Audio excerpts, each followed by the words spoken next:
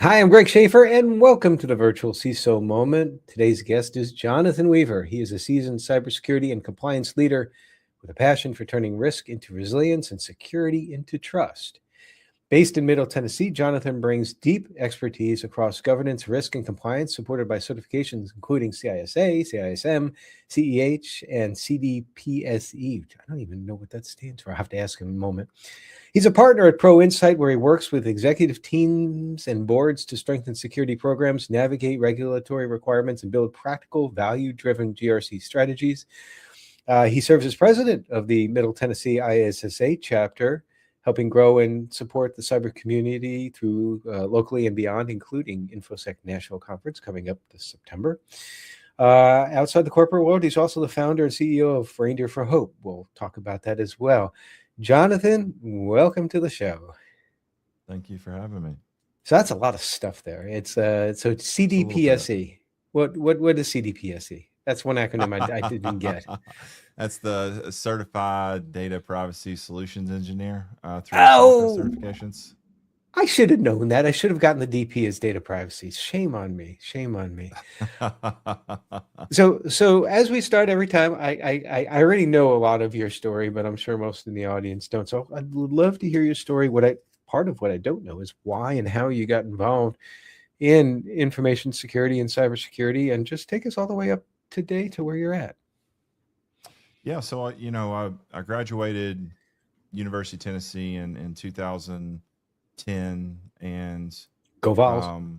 Go Vols, and networked at a kind of a Meet the Firms event that was at the University of Tennessee, and met an individual there that connected me with Craft CPAs, which is now Baker Tilly here in Nashville, and that's where I started. I've always had an interest in computers and security, and at the time when I was in college, it was always just audit and accounting. It was nothing information systems. So, my collateral in college was information systems. Always had an interest in computers, technology, and really there was this kind of back channel through the college that there was these roles that were called at the time IT risk and assurance, and it was really understanding technology risk impact compliance to organizations, and I was just really interested in doing that. And I figured the biggest place to do that was in Nashville, just because of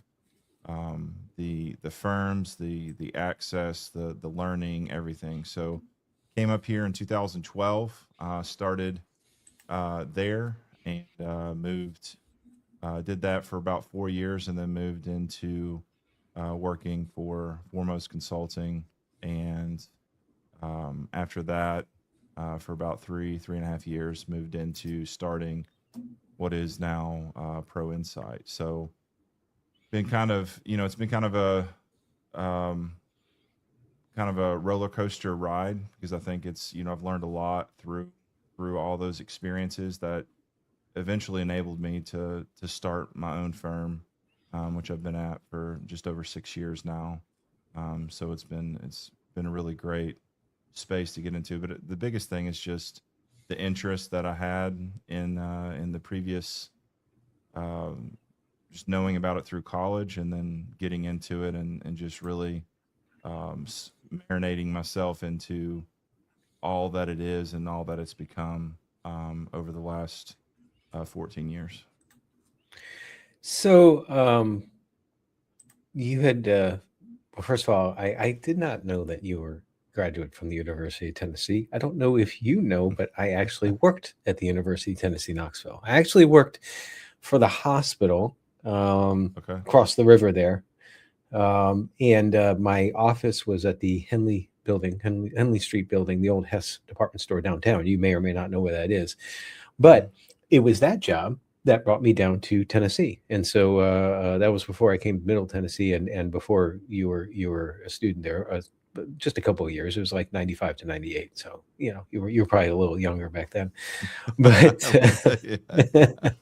but I love that area. But so when you were at Kraft and Foremost. I think I have that correct. What was your primary responsibilities there? What were you more chiefly engaged in? Were you more on the audit side or on the security side?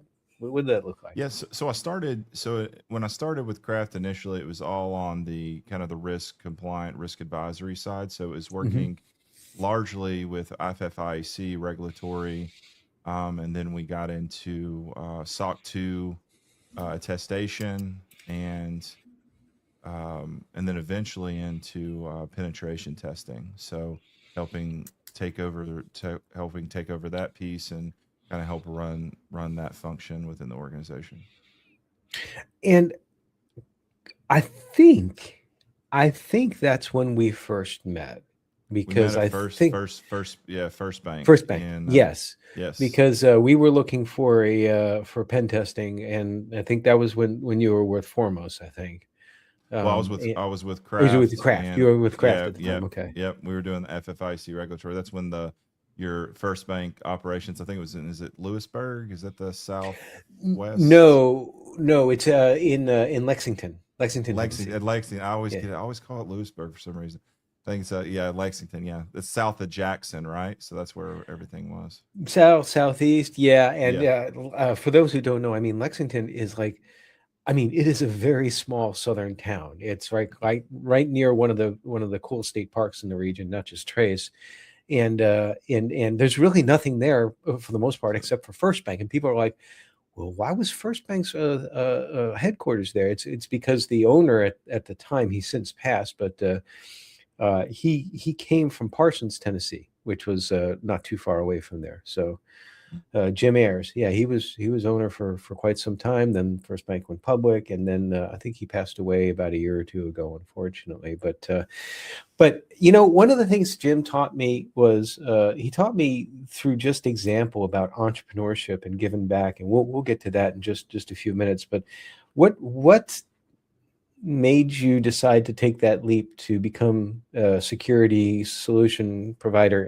entrepreneur, and if for someone who was wanting to do that now, what's some advice that you would give them?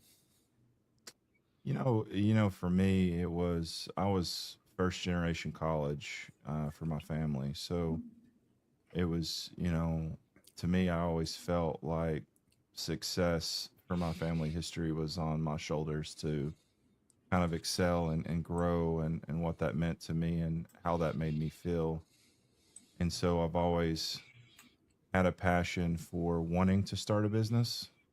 Hmm. And, but I think it starts with knowing how the business works and how to operate it effectively. And I think through the experience I gained with my two previous organizations, I think that I gained enough to know how to run a business effectively, know how to price engagements appropriately, and really know how to communicate and build relationships with people, so that those relationships would turn ultimately into um, consulting jobs and different things and engagements that would allow me to build and grow the organization. So I think it starts, the biggest thing with entrepreneurship, it's just you got to understand the business. You got to understand how, what was successful, what was not successful. I think, I've had plenty conversations and plenty lunches with people um, that have told me their successes and their failures, and really used a lot of that to understand how I should approach things, and obviously overlay all that with patience. Know that sometimes everything doesn't work out, Yeah. but it's not to get bogged down in that, but to use it as a way to build a more strategic approach to come at it at a different angle to make yourself more successful. Well, I think you pinged on something which is vitally important in the security field, and I think a lot of folks kind of over don't give this enough due diligence, and that is the relationship aspect. I mean, we're selling uh, we're selling our experience, but we're also selling trust in a manner of speaking, and Can you speak to how important that trust in relationships is in our field, like providing those services? Yeah, so I think it's helping organizations understand things that they may not understand. And I think Mhm. that's where consulting is so great, is because in consulting we see things across organizations all the time that have worked and have not worked. And so knowing those things and how they've happened, it allows us to communicate and show them, hey, this is how things work, and we can build a level of trust with helping them solve complex situations. And it's not always about making, it's a trust is answering a phone call, answering an email, and not expecting an invoice at the end of the day. It Mhm. trust is somebody I can call and know that, hey, I'm going through something, how should I go about this? Yeah, do these things. I know I'm not the best person for this. I would go talk to X, Y, and Z. I know I can't do this. And trust is saying, is admitting that you can't do things sometimes, Mhm. and helping the organization find a resolution through your own time to help build that. Okay, this is a valued partner. This is somebody that I can come back to and not feel like, hey, I'm not going to answer your question unless you buy my service. So it's really building relationships that um, allow people to feel like they can just have conversations with you without having any kind of strings attached. So I love one of the taglines. Maybe that's not exactly the right thing, but one of the things that you say from your LinkedIn profile is you describe your work as turning risk into resilience and compliance into confidence.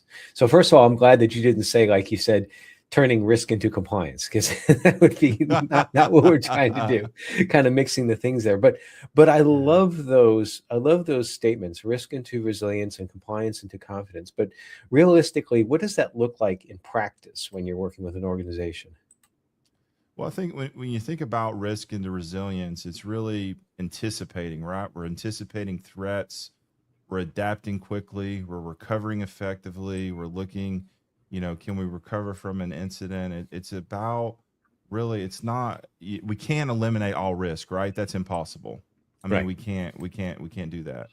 So it's about, really, how can we manage it intelligently enough to mitigate exposure in a specific incident. So how can we how can we be as resilient as possible as we can? And I think the thing that I've always put into perspective is, it's like a ship, right? These large ships that float above water, they have kind of big metal doors that, if they get hit, they hit a iceberg, they hit a big rock, they hit whatever, they can shut compartments down in the ship to keep it from sinking and get to somewhere safe so they can unload cargo, unload people, etc. So it's the same thing that we think about in an organization.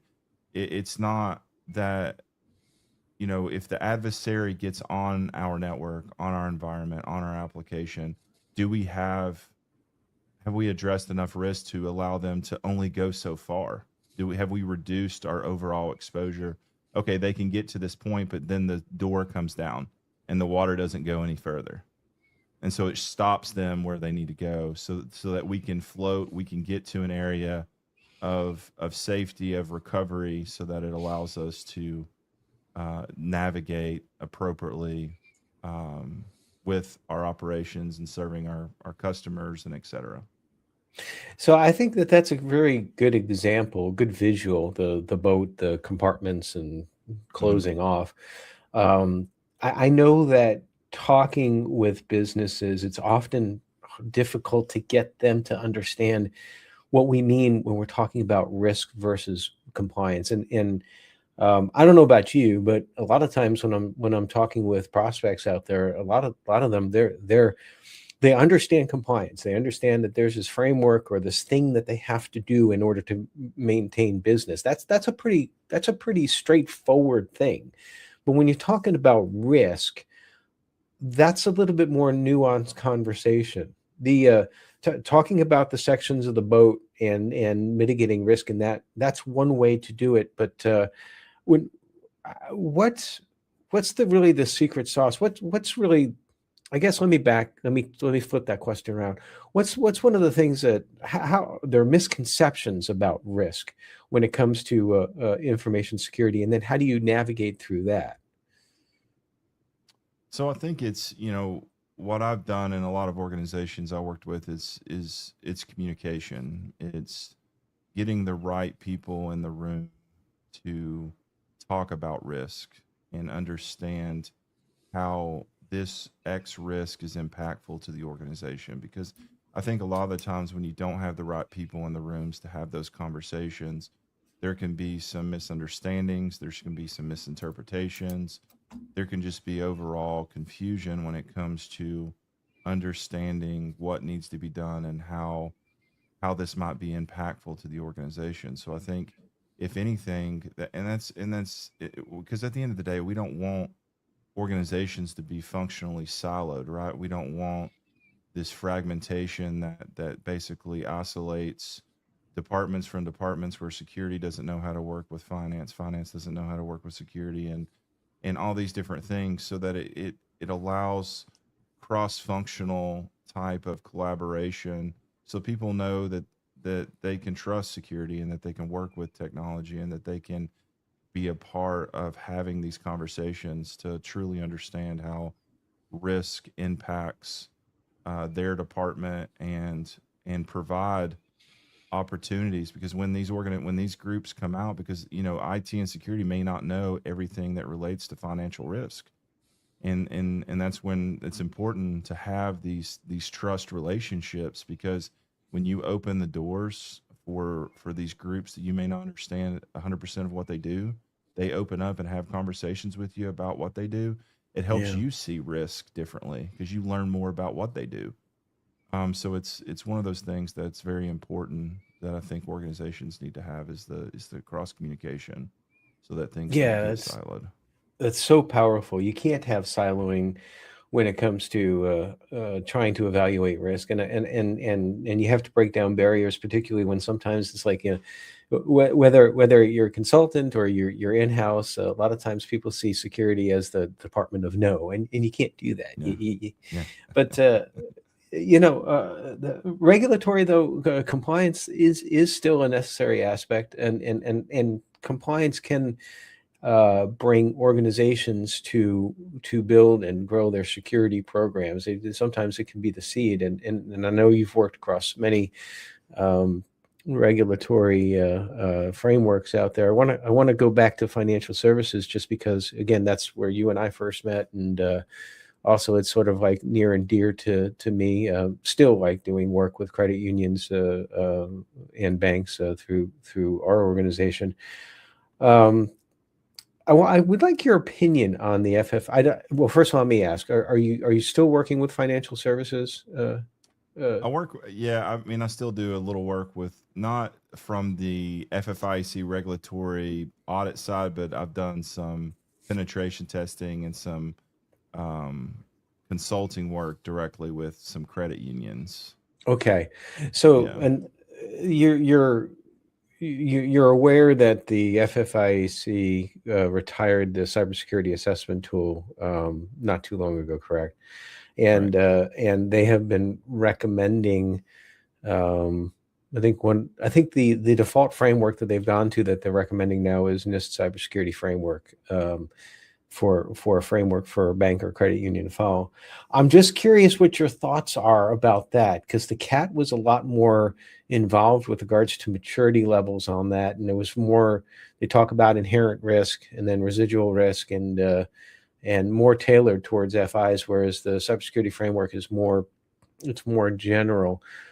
Just curious about your opinion on that. Good move, bad move, pros, cons. yeah. So I think any kind of framework, it only goes as far as it's designed, right? So when you think about um, any framework that exists out there, it's designed, they're trying to get it to address to multiple organizations, and how these organizations operate may be completely different than what's being asked of these frameworks and what's being done. So for example, in a framework, it may say that, does the organization have a firewall? Are they doing default deny? Are they doing X, Y, and Z? Some of those basic level risks, security. But the piece beyond that is, when I think about these frameworks, is it's really taking these and expanding on because they help identify areas of risk that could be more impactful to the organization. So here's your level of focus that you should have with regard to these information security controls. But again, it's for the organization, it's taking these and expanding on those, and really honing in on diving into more underlying controls. How long do we have notifications when firewall changes are made? How often are firewall rules reviewed? Are all these different things that aren't found in some frameworks, um, help organizations assess and see risk more clearly than just compliance. And so I think with these frameworks and kind of the cybersecurity tool, I think it's great. I think it's great for I think it's always a great exercise for organizations to understand inherent and residual risk. I think that's very important. And I think NIST CSF doesn't focus a lot on that. So I think when it comes to, people are like, well, what's residual risk? And it's like, well, it's after everything's been applied, right? And it's all the controls have been applied, and what are more controls you're doing. It allows you to know that you have enough controls in place to address that specific risk category, or that operationally leadership agrees that those are the right decisions that have been made in order to address that risk. And if there's any level of underlying risk that's still there, I Hmm. think that's why residual risk I still use the residual risk and inherent risk platform when I assess risk, just because there's always going to be a little bit of risk left. Um, it's like sweeping a floor with dust. I mean, you're not going to get everything off the floor. You got to have the vacuum to get that. You're going to be sweeping all day to try to get that little bit on the dustpan You that we just just can't. It's we just impossible. kind of throw it into a corner. We'll get it later because I don't want to go get the vacuum. So It's got to it's be kind like of calculus, like some sort of a calculus, like a limit. It's like as dust yeah. approaches zero or something Yeah, like that. yeah, yeah. So it. That's the biggest thing is that these tools, and these are tools. Essentially, they are tools and frameworks, and those enable organizations to see things they may not understand or may not have a way to. Hey, we don't know how to assess cybersecurity, so we're going to go NIST cybersecurity framework because we know that it's going to give us some underlying principles for us to focus on. But it goes much more beyond that, and I think that's Right, what organizations need to understand. right, right. And it's okay to have a little bit of dust left over. You don't have to be perfect when it comes Exactly. to risk management. So, then there is Exactly. no Yeah. risk vacuum where you can suck up Yeah. risk completely. No. So, Mm-mm. want to shift gears for a moment. Yeah. One of the things that I admire about you is your heart for giving back. You have been president of Middle Tennessee ISSA for 3 years now, 4 years, 3 years. 3 years. Okay. It's my third. Yeah. Yeah. It's my third term. Yeah. But then you've been involved with the organization significantly more than that in various Yeah. roles. But and giving back, I think, is so important in what we do. But you also have another project which is very little to do. The only thing that has to do with information security is that I learned about it at an ISSA meeting earlier this year when I talked to you. Yeah. I'm very, very interested. If you can just talk a little bit about Reindeer for Hope. Excuse me. Yeah. So it really came from, I when I moved here to Nolensville in 2017. I the realtor we worked with put a one Christmas, he had this, I guess he pulled it out of his attic. He didn't want it anymore. He had this old wooden reindeer. Set it on my front porch, and Marie and I came out one day and we're like, oh man, that's kind of, I wonder who set that out here. It's kind of weird. So I took it back and I was like, I can make a better version of this because I like to do woodwork, and so I made a better version of that reindeer out of some like Eastern red cedar, and and I was like, man, what can I do with this? I think everything has a purpose. Somebody placed it in your life. It can either be junk or purposeful, and I try to see how can I make a purpose out of this. So, you know, one day I was sitting there brainstorming and praying and things. And I was like, what can I do with this? And I was like, you know what? Let's do Reindeer for Hope. I've always had a passion for Angel Tree and helping provide underprivileged families and kids with toys and gifts. And I was never part of the experience that gave those gifts to the children. And I was always that's always the part I missed. And so, coming from my family, my mom and dad, they were always hard workers. They struggled sometimes, but they never made us feel like we struggled. And I know they worked hard for what they did, and they and I'm extremely proud of what they've done to be who they are today.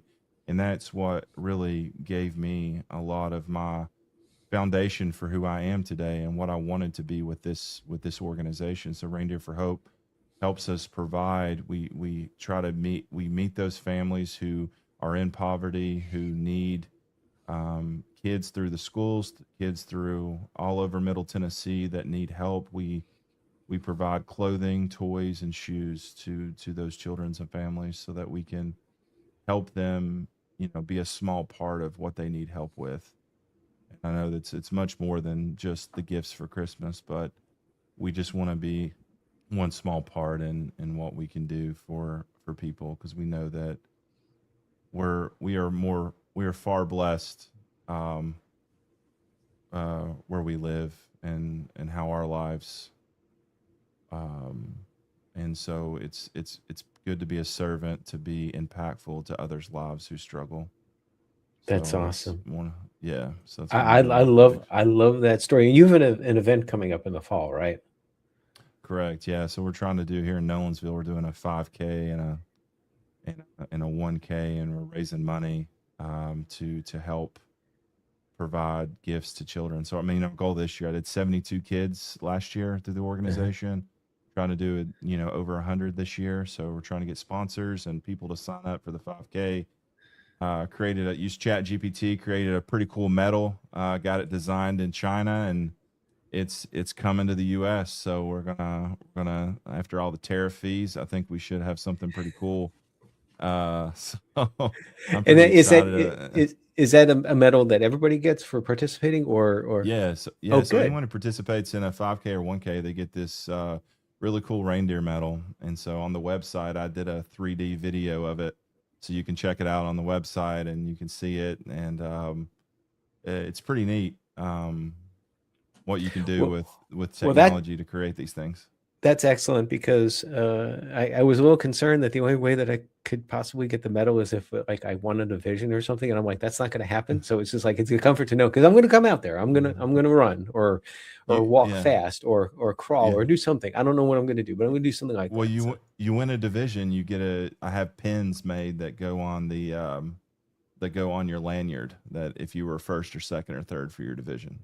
oh, well, that's So cool. Well, I can tell you right now there that's not going to happen with me, but it's nice to know. Maybe I'll get some other folks involved and see. It's like, yeah, hey, you're yeah. faster than me. You might get this. But well, I know that all of this stuff, working in information security, becoming an entrepreneur, and even setting up something as wonderful as that. I mean, it doesn't come without stress. And if we don't take care of ourselves, then it's difficult for us to take care of our clients, our family, our interests in helping others. So I always encourage people. It's like we have to decompress in a healthy manner as much as possible from the stresses of doing all this stuff. I used to decompress in a less than healthy manner by doing too many 12-ounce curls. I don't do that anymore. I've been off of alcohol for almost 3 years now, and Probably never going back. I don't mind doing like caffeine though. So, but what's one of the things that you do to decompress from the stresses? Not like I said, I know cyber is enough, but being an entrepreneur, as we said before when we were prepping, getting clients is hard. I just wanted to do that one more time. Yeah. What's one of the things you do, brother? In the past time, I do all my kids' activities. So anytime that they have swimming, they have flag football, they have baseball, they have all kinds of different things they do. So I try to coach as much as I can in those spaces, just because I like to um, be a voice for the kids and allow them to learn the skills and just be um, just have fun. I mean, that's the biggest thing is there's, I mean, I got two kids, they're 6 and 8. And so they keep me running around with Nerf battles or things going around the house or breaking dishes and picking up messes and learning from those things. But, I do woodworking. My dad was, he's sort of a master craftsman in wood and he builds all kinds of cool stuff. And I grew up building, chairs with him, like little Adirondack chairs. I was his sander as a kid, so I sat on the chair, sanded the chairs, and before we stained them and sent them out. And that's where I really got interested in woodworking. So that's why I do a lot of work with Eastern red cedar wood and Mm-hmm.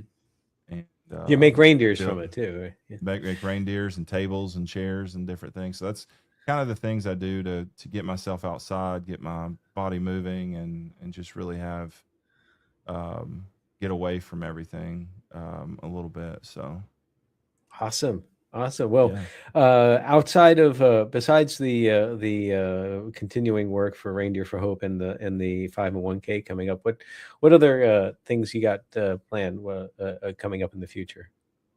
So we got, I do the president for ISSA Middle Tennessee. So we have InfoSec coming up in September. So we're That's a getting ready conference. to, the It's a conference, 25th year, right? 25th anniversary That's for the amazing. Music City Center downtown. So celebrating 25 years of information security. So it's going to be exciting. A lot of new things, and I think that that organization is in my heart. And it is very. I've met friends. I've got friends that I hope to have for a very long time. I think that beyond making clients, even though getting clients are hard, and some of these people I meet could be potential clients. To me, it's the friendship. It's the friendship we Right. have. And I think a lot of the times that's when it comes to entrepreneurship and getting clients and building. I think the most important thing is building relationships and letting people know what you do. That Yeah. way they know, hey, I know this person. I know the person who they are. I know what they do. So when I need something, I can do it. And sometimes I get those calls. I get those calls that says, hey man, it's been 3 years. I know you talked to me about this a few years ago and I need your services now. I was going to see if you could do these things. And I was like, yeah, no problem. Let's talk Mm-hmm. today. So to me, it's about, you know, in entrepreneurship and consulting, especially, you fight for what's 2 years ahead. Sometimes Exactly. you build the relationships now for things that you may get 2-3 years down the road. So that's patience is key, and understanding sometimes things may not work out the way that you want them to, but there's always something to be learned and from that. And I think that's what I tell people. Well, it's amazing all that you're able to fit into a day. It seems like. I mean, you're so busy, and